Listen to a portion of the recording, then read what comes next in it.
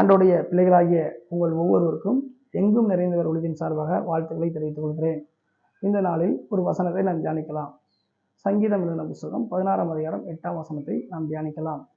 இன்றைக்கு செய்தியுடைய தலைப்பு என்னவென்று சொன்னால், யார் அசைக்கப்படுவதில்லை என்கிற தலைப்பிலே நாம் தியானிக்கலாம். பொதுவாக அசைக்கப்படுதல் என்றால் என்ன அப்படின்னு சொல்லி பார்க்கும்போது, அப்படியே ஆட்டி விடுதல் அல்லது நிலைகுலைய பண்ணுதல்னு சொல்லி அர்த்தம். அசைக்கப்படுதல் அப்படி ஒரு அசைவு உண்டா நினைச்சவங்க ஆட்டாடுவாங்க, அப்படி நிலை குலைஞ்சிருவாங்க. ஆனால் அதான் அர்த்தம். அசைக்கப்படுவது இல்லை அப்படின்னா ஸ்ட்ராங்காக நிற்பாங்கன்னு அர்த்தம். இதுதான் உண்மையான ஒரு தன்மை. அப்போ நீங்கள் என்ன தலைப்பில் பார்க்குறோன்னா, யார் அசைக்கப்படுவதில்லை அப்படிங்கிற தலைப்பில் பார்க்குறோம். பொதுவாக ஒரு காற்று அடித்தோம் அப்படின்னா மரம் அசையும். ஒரு காற்று அடித்தா என்ன செய்யும்? மற்ற எல்லா காரியங்களும் அசையும். அடுத்து ஒரு பெரிய சூறாவளி காற்று வந்தால் பெரிய பெரிய மரங்கள் கூட என்ன செஞ்சிடும்? ஒடிஞ்சு விழுந்துடும். மின் கம்பங்கள்லாம் சேதமாகிடும். பலவித ஓட்டு வீடுகள்லாம் என்ன செஞ்சிடும்? சேதமாகி பறந்து போயின்னு சொல்லி பொதுவாக பார்க்கலாம். இது பொதுவான ஒரு அசைவாக இருக்கட்டும். என்னதான் இப்படி உலகத்தில் நடந்தாலும் ஆண்டவருடைய பிள்ளைகளுடைய வாழ்க்கையில் யார் அசைக்கப்பட மாட்டார்கள் அல்லது அசைக்கப்படுவதில்லைன்னு சொல்லி நீங்கள் பார்க்குறோம்.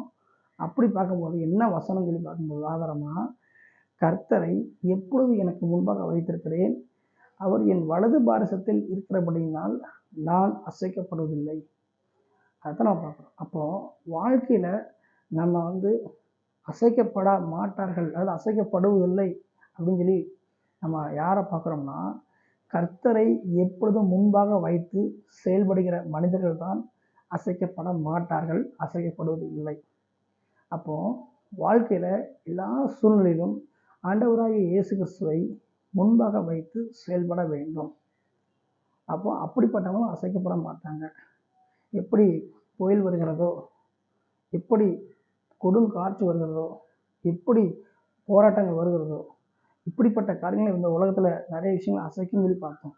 அதே போல் ஆவிக்குரிய ரீதியாக பலவிதமான உபத்திரவங்கள், பலவிதமான போராட்டங்கள், பலவிதமான சாத்தானின் பிடித்தரங்கள், பலவிதமான ஒரு மந்திர காரியங்கள், பலவிதமான இருளின் கிரியைகள்லாம் நம்ம வாழ்க்கையில் வரும்.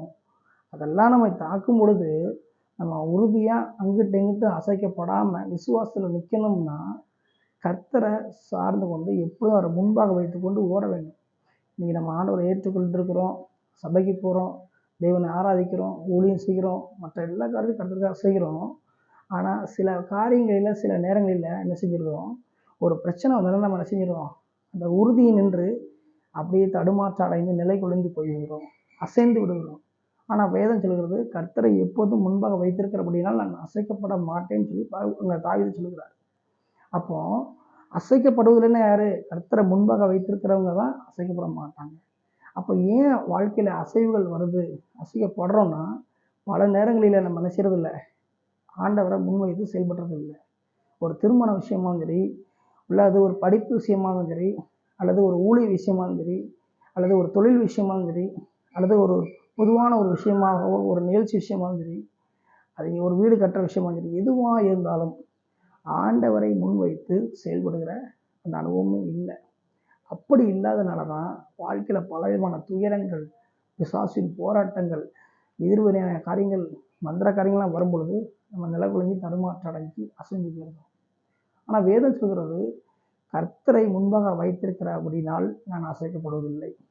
அப்போ ஒவ்வொரு மனுஷனும், இதை கேட்குற ஒவ்வொரு மனுஷியும் ஆண்டவராய் இயேசுவை முன்பாக வைத்து செயல்பட வேண்டும். சரி, முன்பாக வைத்து செயல்படணும் என்ன அர்த்தம்னா, ஆண்டவர்கிட்ட கேட்டு செயல்பட வேண்டும்.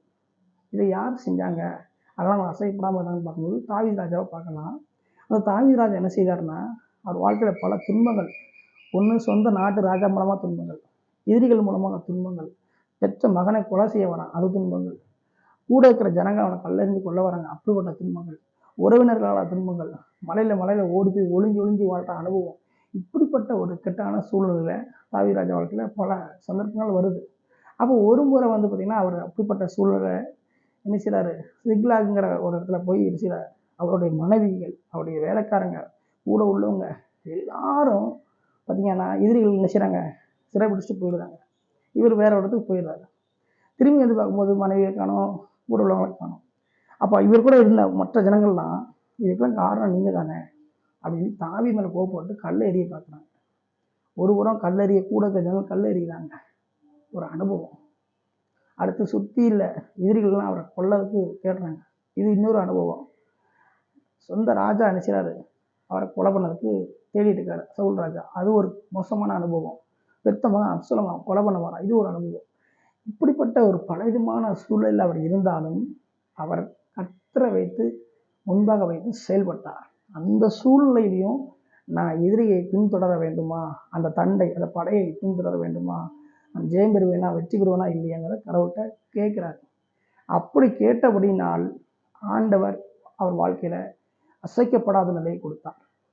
அப்போ இதை கேட்குற ஒவ்வொரு தேவ ஜனங்களும் வாழ்க்கையில் கொஞ்சம் கூட தடுமாற்றம் வரக்கூடாது, நிலை குலைதல் வரக்கூடாது, அசைக்கப்படாமல் இருக்கணும்னா எந்த ஒரு சூழல் பிரச்சனை வந்தாலும் தேவனிடத்தில் கேட்டு செயல்பட வேண்டும்.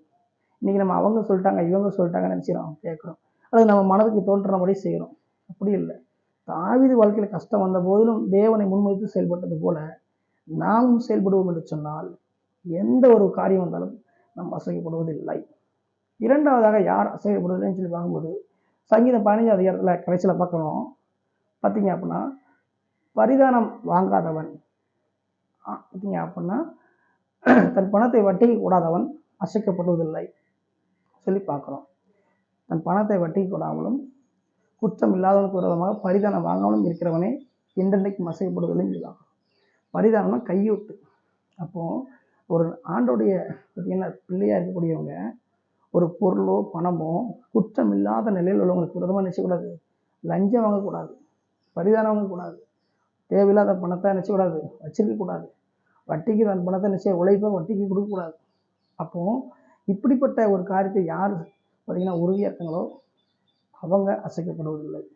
குற்றம் இல்லாதவனுக்கு விரோதமாக பணம் வாங்காமல் பரிதானம் வாங்காமல் யார் இருக்காங்களோ, வட்டி கொடுக்காமல் யார் இருக்காங்களோ அவர்கள் அசைக்கப்படுவதில்லைன்னு வேதம் சொல்லுகிறது.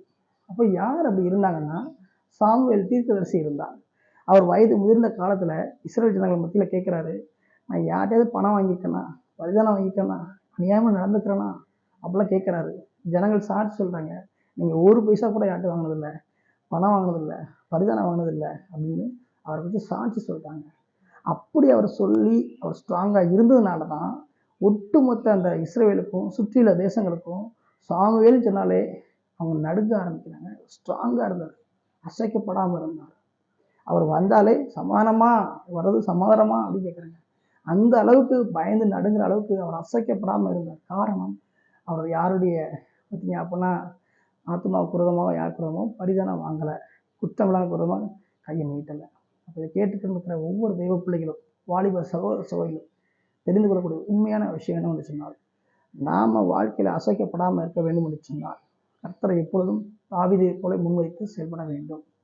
படிப்பு விஷயமோ திருமண விஷயமோ எந்த விஷயமோ சரி கர்த்தரை கேட்டு அவர் சித்தப்படி செய்ய வேண்டும். அப்படி செய்தால் அசைக்கப்பட மாட்டோம்.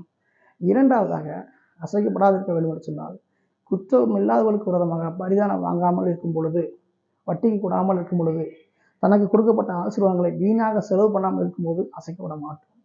இதை சாமுவேல் தீர்க்கதரிசி செய்தார். முதிர்ந்த வயது வரைக்கும் செய்தார். அதனால் அசைக்கப்படாதிருந்தார். அப்போ அப்படிப்பட்ட ஒரு அசைக்கப்படாத நிலையில் அவர் இருந்தார். அப்போ நாமும் இருக்க வேண்டும் என்று சொன்னால், வாழ்க்கையில் செயல்பட வேண்டும் என்று சொன்னால் நம்ம நினைச்சணும் அபீதமாக இருக்க வேண்டும். ஊழியத்தில், குடும்ப காரியங்களில், தனிப்பட்ட காரியங்களில், பொதுவான காரியங்களில் அசைக்கப்படாது இருக்கக்கூடிய ஒரு ஆழ்ந்த நிலையில் இருக்க வேண்டும் என்று சொன்னால் கர்த்தரை முன்பாக வைத்து செயல்பட வேண்டும். அது மாத்திரமல்ல, நம்ம தன் பணத்தை வட்டி கூடாமலும் குற்றமில்லாத விதமாக பரிதானம் வாங்காமலும் இருக்கும் பொழுது இப்படிப்பட்ட இந்த காரியங்களாம் செய்யும் பொழுது நாம் அசைக்கப்படுவதில்லை. இதை கேட்டுக்கொண்டிருக்கிற ஒவ்வொருவரும், ஒவ்வொரு தெய்வ பிள்ளைகளும், வாலிப சகோதர சகோதரிகளும் இதை கேட்டு உணர்ந்து புரிந்து கொண்டு வாழ்க்கையில் நீங்கள் அசைக்கப்படாமல் இருக்கும்படியாக எங்கும் நிறைந்தவர் ஊழியம் உங்களை வாழ்த்துகிறது. ஆமென்.